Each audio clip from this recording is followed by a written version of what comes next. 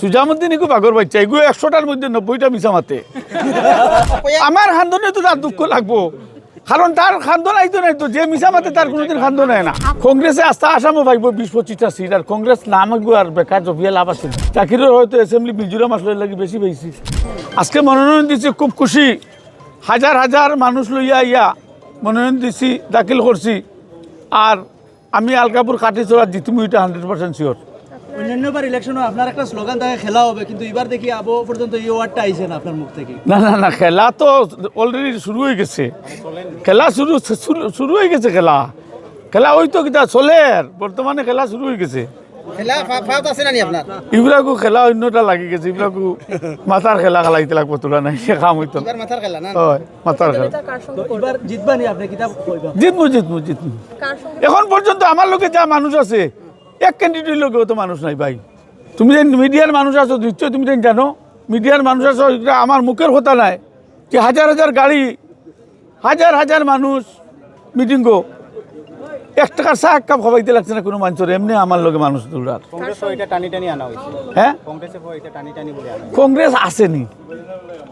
কংগ্রেসে আস্থা আসামও vibe 20-25টা seat আর কংগ্রেস নাম আগু আর বেকার জবিয়া লাভ আছে আমি 1 লাখ ভোট পাইম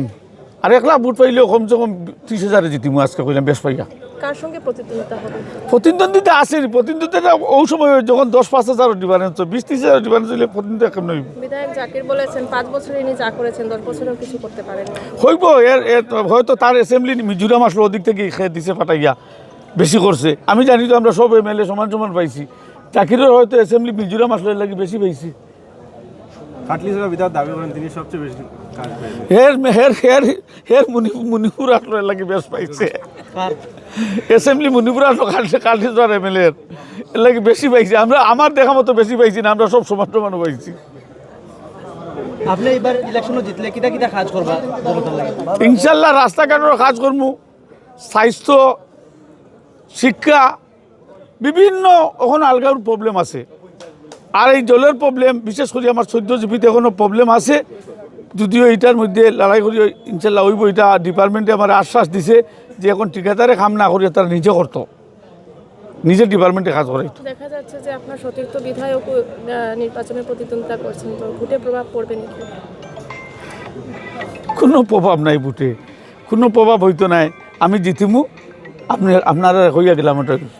আমি জিতিমু আজকে র্যালিতে কত হাজার মানুষ আজকে র্যালিতে তুমি দেন আমি আই গেছি বাইপাসও আর র্যালি রয়েছে এখনো আলগাপুর আমি কিতা হইতাম যেদিকে বলে কত যে গাড়ি আর কত মানুষ কোনো মানুষে কইতে পারবো না কোনো ক্যান্ডিডেটে কইতে পারবো না আমার সমান মানুষ আসলো বা র্যালিতে বা অত গাড়ি আসলো কেউ কইতে পারতো না সবচেয়ে বেশি আমার লোক আসলো না র্যালিতে 40 থেকে 50,000 উপরে মানুষ ছিল সুজামুদ্দিনে তো মানুষ এগু বাগর বাচ্চা সুজামুদ্দিন এগু বাগর বাচ্চা এগু 100টার মধ্যে 90টা মিছা মাতে হাজি মানুষ আর করে খালি হাজি আমার খান্দনে তো তার দুঃখ লাগবো কারণ তার খান্দন আইতো নাই তো যে মিছা মাতে তার কোনোদিন খান্দন হয় না